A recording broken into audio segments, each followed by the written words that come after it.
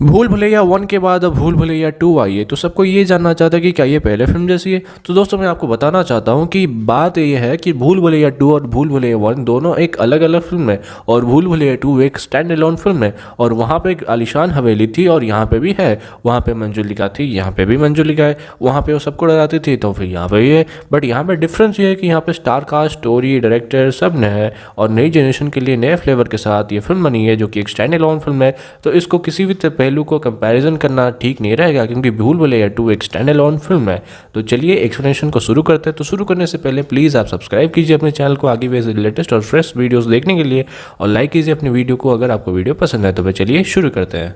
तो कहानी शुरू होती है एक आलीशान हवेली में, जहाँ पर कि घर की बहुरानी को मंजुलिका से बचाने के लिए तंत्र मंत्र चल रहे होते हैं। और वहाँ पे बाबा उस चुड़ैल को कैद करके उस आलीशान हवेली में एक कमरे में भैरव जी का कवच लगाकर उसको बंदी बना लेते हैं, जहाँ से कि निकलना नामुमकिन है। तो वहाँ पे वो 18 साल के लिए बंदी बन के रहती है। इसके बाद पूरा परिवार हवेली को छोड़ देता है और सब और कहीं शिफ्ट हो जाते हैं। तो अब कहानी आती है प्रेजेंट टाइम पे, जहाँ रीत मेडिकल की पढ़ाई करने के बाद पापा जी की मर्जी से घर को लौट रही थी अपनी शादी के लिए।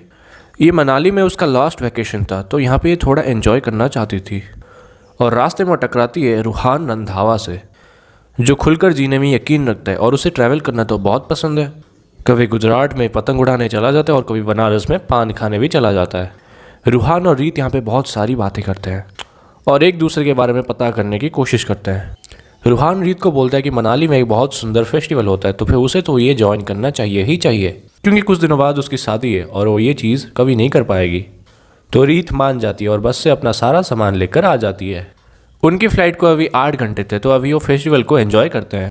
और जब वो वापस आते हैं तो फिर उनको पता चलता है कि जिस बस में वो जाने वाले थे वो बस खाई में गिर चुकी है और उनमें से कोई भी पैसेंजर जिंदा नहीं बच पाया है। तो रीत जिस बस में आ रही थी उस बस के बारे में अगर उसके फैमिली मेम्बर्स को पता चलता तो बहुत टेंशन में आ जाते। तो इसीलिए रीत ने सबको कॉल किया। उसकी छोटी बहन ने कॉल उठाया, पर नेटवर्क इश्यूज़ की वजह से वो कॉल कनेक्ट नहीं हो पाया। बट फिर भी रीत उसकी बात सुन सकती थी।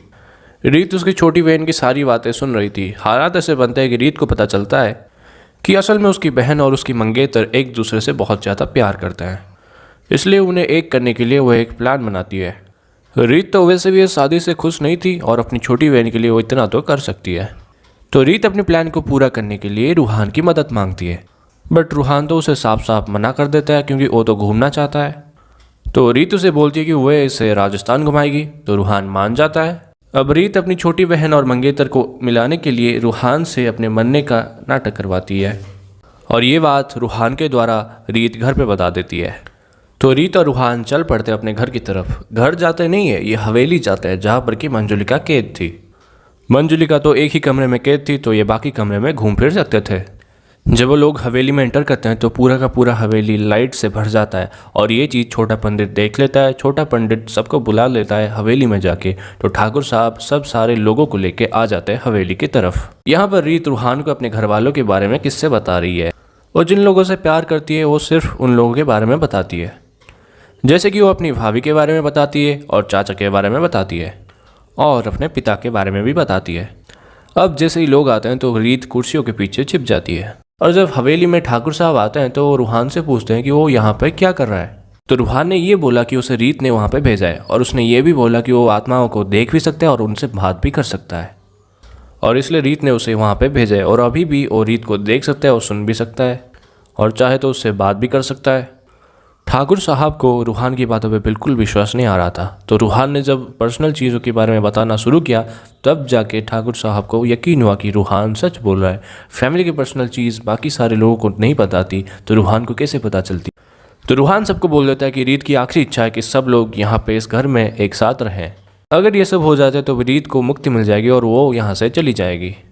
लेकिन प्रॉब्लम यह है कि मंजुलिका यहाँ से 18 साल से कैद है, तो सब यहाँ से आने के लिए डरते थे। बट ठाकुर साहब ने कहा कि अगर रीत ये चाहती है कि हम सब यहाँ पे रहें, तो उसकी इच्छा को पूरी करेंगे और सब लोग यहाँ पे रहेंगे।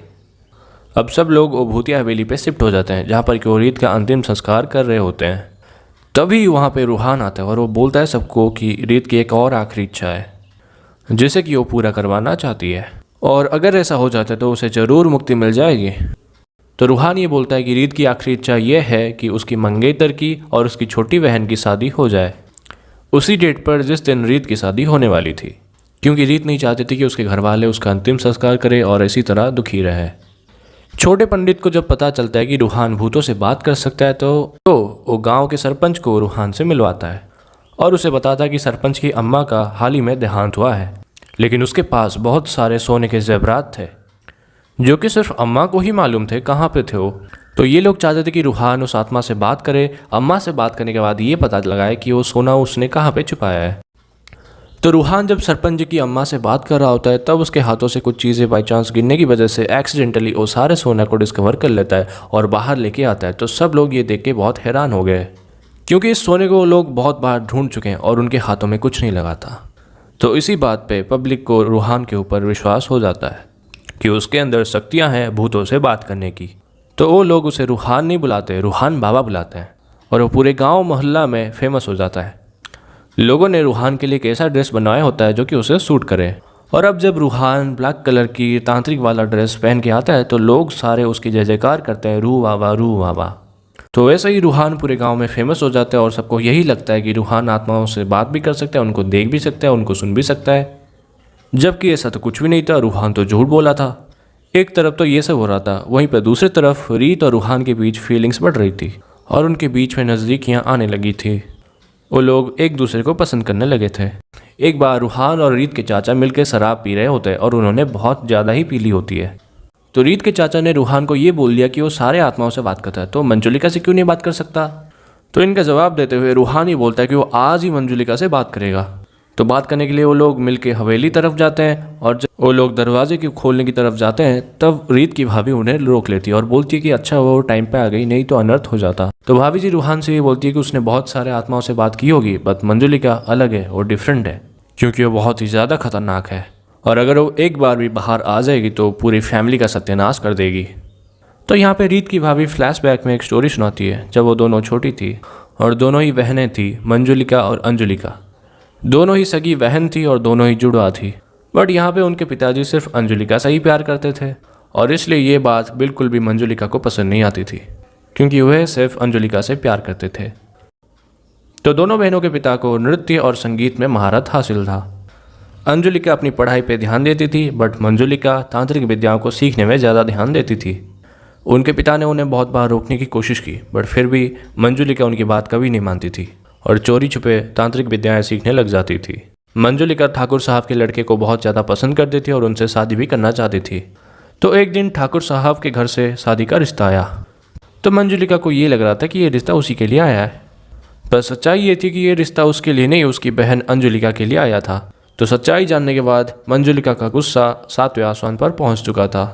अब अंजुलिका और कुंवर साहब का शादी हो जाती है, लेकिन मंजुलिका ने फिर अंजू को मारने की कोशिश की, लेकिन किसी तरह से अंजुलिका ने मंजुलिका को मार दिया था। इसके बाद भी मंजुलिका ने उन दोनों का पीछा नहीं छोड़ा था। मंजुलिका ने कुंवर साहब को ऊपर से नीचे फेंक दिया था जिससे उनके बॉडी के पार्ट्स काम करना बंद कर दिए थे और वो पैरालाइज हो चुके थे। और फिर किसी तरह तांत्रिक को बुलवाकर मंजुलिका को एक कमरे में कैद करवाया और अब मंजुलिका 18 साल से उसी कमरे में बंद है। अब सीन प्रेजेंट में आती है जहाँ पर कि हम देखते हैं कि रीत चोरी छुपे उस हवेली में छुपी हुई थी, लेकिन एक दिन छोटे पंडित को उसके बारे में पता चल जाता है और वो तुरंत ठाकुर साहब को ये बात बताने जाता है। तो ठाकुर साहब को उसके बात पर बिल्कुल भरोसा नहीं था। इसके बावजूद वो पूरे हवेली में रीत को ढूंढने का आदेश दे देते हैं और इसको सुनने के बाद रीत और रूहान छिपने के लिए हवेली के कोने कोने जाने लगते हैं, लेकिन उन्हें तो कोई भी कमरा नजर नहीं आ रहा था छुपने के लिए, इसलिए वो लोग मंजुलिका के कमरे में पहुंच जाते हैं। अब पूरी हवेली की तलाशी लेने के बाद रीत तो उन्हें कहीं भी दिखाई नहीं दी थी, इसीलिए थोड़ी देर के बाद रूहान चुपचाप उसी कमरे में वापस जाता है और जब वो देखता है कि रीत यहाँ पे एक खतरनाक सा डरावना सा डांस कर रही है तो रूहान उसकी डांस को देख करके पूरी तरह से डर जाता है। लेकिन फिर रीत उसे बताती है कि वो तो मजाक कर रही थी और यहाँ पे कोई भी मंजुलिका नहीं है, ये तो सिर्फ एक बहम था जो कि बस लोगों के दिल में ही है। और अगले सीन में हम देखते हैं कि जहाँ पे छोटी बहन की शादी होने वाली है वहाँ पर बहुत सारे सुपर नेचुरल चीज़ें होने लगती हैं, जैसे कि शादी के फंक्शन में बहुत सारे ढोलक और वाद्य यंत्र हवा में उड़ने लगते हैं। रूहान तो ये बात समझ जाता है कि मंजुलिका तो ज़रूर बाहर आ चुकी है। रूहान तुरंत रीत के पास जाता है और वो बोलता है कि जिस दरवाजे को हमने खोला था उसमें से सचमुच मंजुलिका बाहर आ चुकी है, क्योंकि उसने आज सुपर नेचुरल चीज़ें देखी थी, जैसे कि उड़ते हुए ढोलक को देखा था जो कोई और नहीं कर सकता मंजुलिका के अलावा। तो रीत रूहान को बोलती है कि इस हालत में वो उसके घर वालों को छोड़ के नहीं जा सकती। तो एक रात जब हवेली की लाइट चली जाती है तो भाभी जी को कुछ अलग सा महसूस होता है। तो उस अजीब से महसूस होने की वजह से वो बाहर जाती है और बाहर देखती हैं कि बहुत सारे कौवे बैठे हैं जो कि काव काव कर रहे हैं। ये देखकर भाभी को बहुत ही अजीब सी फीलिंग आती है और वो समझ जाती है कि मंजुलिका उस कमरे से बाहर आ चुकी है। इसलिए वो तुरंत ही रूहान के पास जाती है और उसे पूछती है कि रीत कहाँ पर है, क्योंकि उसे पता चल चुका है कि रीत जिंदा है और वो यहीं पर है, क्योंकि हाल ही में उसके ऊपर मंजुलिका ने अटैक किया था। यहाँ पर छोटे पंडित, बड़े पंडित और उसकी पत्नी लोगों को डराने की कोशिश कर रहे होते हैं, लेकिन उन्हें क्या मालूम था कि मंजुलिका तो सच में वापस आ चुकी है। और कुछ दिनों के बाद रूहान के हाथों ये दोनों पकड़े जाते हैं और रूहान ये मानने लग जाता है कि ये जो मंजुलिका वाला नाटक है ये तो सब यही लोग फैला रहे थे। इसलिए रूहान इन सबको बहुत ज़्यादा मारता है और बड़े पंडित की पत्नी मंजुलिका जो बनी थी उसको भगा देता है। थोड़ी देर बाद रूहान के पास छोटे पंडित और बड़े पंडित आते हैं। रूहान से वो लोग कहते हैं कि उन्होंने हाल ही में मंजुलिका को वहाँ पे देखा है। रूहान को ऐसे लग रहा था कि ये लोग मजाक कर रहे हैं, इसलिए वो उनकी बातों को सीरियसली नहीं लेता है और वो मंजुलिका के सामने पहुँच जाता है। यहाँ पर वो मंजुलिका के साथ मजाक करने लगता है और उसे उल्टी सीधी बातें बोलने लगता है और रूहान ये भी बोल देता है कि भूत के पैर तो उल्टे होते हैं लेकिन तुम्हारे तो सीधे हैं। लेकिन तभी मंजुलिका अपने पैरों को उल्टा कर देती है और ये देखकर रूहान की पतलून गीली हो जाती है। फिर मंजुलिका रूहान को एक खाई के पास ले जाती है और उसे धक्का दे देती है और फिर उसी रात रूहान हवेली पे आता है। उन सभी के सामने वो मंजुलिका का गाना गाने लगता है और उन सभी के सामने एक डरावना डांस भी करने लगता है जो कि कभी मंजुलिका किया करती थी। यहाँ पर सबको ऐसा लग रहा था कि रूहान के अंदर मंजुलिका आ चुकी है, इसलिए वो ऐसी उल्टी सीधी हरकतें कर रहा है। और अगले वाले सीन में ये दिखाया जाता है कि मंजुलिका तांत्रिकों को मार देती है।